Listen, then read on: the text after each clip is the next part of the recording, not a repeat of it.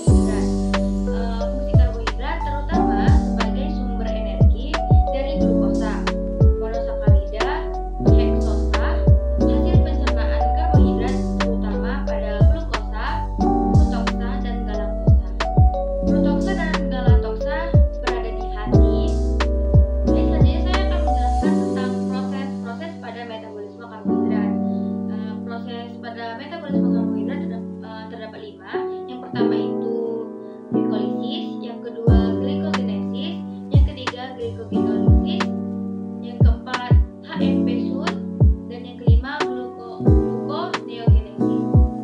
Baik, sebelum saya menjelaskan tentang proses metabolisme karbohidrat, kenapa sih metabolisme karbohidrat itu penting? Nah, karena glukosa adalah sumber energi utama. Kadar glukosa darah harus seimbang antara 80 sampai 180 gram. Bila berlebihan atau berkurang dari kadar normal akan mengalami gangguan kesehatan. Jika glukosa pada tubuh itu berlebih, maka akan mengakibatkan hiperglikemia. Nah, hiperglikemia ini akan mengakibatkan glukosa sangat reaktif dan dapat merusak. Jika dia kekurangan, maka hipoglikemianya bakal lowbat. Jadi glukosa dalam darah harus seimbang. Baik, selanjutnya saya akan menjelaskan tentang proses metabolisme karbohidrat.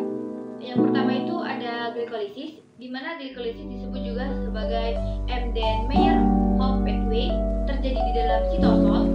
Glikolisis adalah oksidasi glukosa yang terbagi menjadi tiga, yaitu aerob atau asam pirufat dan anaerob atau asam laktat. Kemudian ada energi atau ATP. Nah, pada keadaan aerob, hasil akhir asam pirufat adalah mitokondria, kemudian asetil-CoA masuk ke dalam siklus Krebs dan dapat hasil sebagai rumus, yaitu ATP ditambah CO2 ditambah H2O. Reaksi glikolisis pada umumnya berjalan dua arah, kecuali tiga reaksi yang berjalan searah. Pertama itu ada glikolisis di eritrosit. Eritrosit dewasa tidak mempunyai inti sel dan organel sel atau mitokondria. Kemudian respirasi dan siklus asam sitrat tidak dapat terjadi. Kemudian ada oksidasi glukosa di eritrosit selalu menghasilkan asam laktat. Baik, proses metabolisme yang selanjutnya ada glikogenesis. Glikogenesis ini adalah sintesis glikogen dari glukosa. Terjadi di dalam hati dan otot. Reaksi satunya adalah Mg positif, glukosa ditambah ATP menjadi glukosa 6-P ditambah ADP, dan hasilnya adalah glukokinase per heksokinase.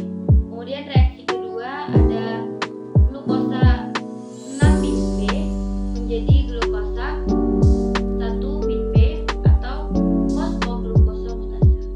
Reaksi ketiga itu ada glukosa ditambah 1-P ditambah UTP menjadi UDPG ditambah pirofosfat, dan dapat hasilnya menjadi UDPG pirofosfarilase.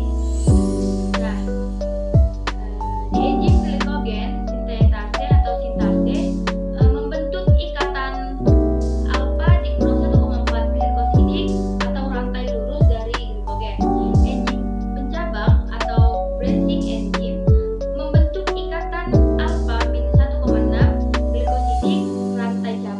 dari glikogen. Molekul glikogen seperti pohon, ditambah cabang, ditambah rantingnya. Itu sebagai perumpamaan. Kemudian glikogenolisis. Glikogenolisis ini adalah proses pemecahan glikogen yang terjadi di dalam otot dan di dalam hati. Nah, pada otot tujuannya untuk mendapat energi bagi otot. Hasil akhirnya adalah pirofat atau laktat.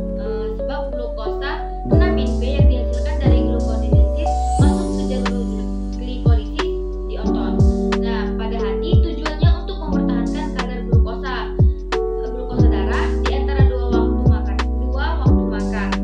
Glukosa 6-B akan diubah menjadi glukosa 6-B ditambah H2O, maka terjadi proses glukosa 6-fosfatase, kemudian terjadi glukosa ditambah C. Nah, kemudian enzim glukosa 6-fosfatase terdapat di hati, ginjal, dan epitel usus, tetapi tidak terdapat di otot.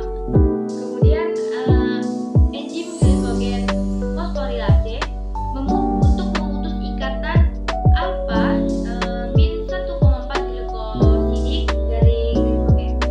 Kemudian ada the branching enzyme untuk memutus ikatan alfa 1,6 glikosidik. Baik, proses selanjutnya adalah gluconeogenesis. Gluconeogenesis adalah pembentukan glukosa dari bahan yang bukan karbohidrat. Pada mamalia terutama terjadi di hati dan ginjal. Substratnya adalah asam laktat dari otot dan eritrosit. Kemudian gliserol dari hidrolisis triacylglycerol dalam jar lemak atau adipose. Kemudian asam amino glukogenik dan asam propionat pada ruminansia. Gluconeogenesis penting sekali untuk penyediaan glukosa bila karbohidrat tidak cukup dalam diet. Jaringan perlu pasokan glukosa kontinu sebagai sumber energi terutama sistem saraf dan eritrosit. Nah, enzim bantuannya adalah pirufat karboksilase, fosfenol pirufat karboksilase, glutoksa 1,6-bifosfatase, dan glukosa 6-min-fosfatase. Proses selanjutnya adalah HMP Sun atau heksosa monofosfat Sun. Disebut juga sebagai pentose phosphate pathway, merupakan jalan lain untuk oksidasi glukosa, tidak bertujuan menghasilkan energi ATP, aktif dalam hati, jar lemak, kelenjar korteks adrenal, kelenjar tiroid, eritrosit, dan kelenjar mamae atau laktasi. HMP Sun, fungsi utama jalur ini adalah untuk menghasilkan NADPH, yaitu dengan mereduksi NADP+. NADPH diperlukan untuk proses anabolik di luar mitokondria seperti sintesis asam lemak dan tiroid.